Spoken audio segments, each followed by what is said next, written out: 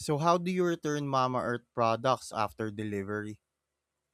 Mama Earth generally operates no return policy, but accepts returns or replacement within 7 days for wrong or expired products.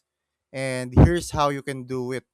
So, from their website, you click login and then go down, click contact us. From here, you can see their telephone number and email.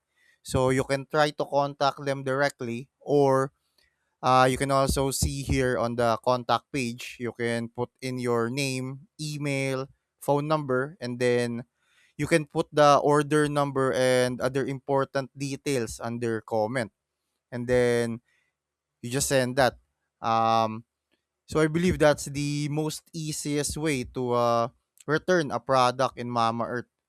Thanks for watching. Make sure to subscribe for more useful content.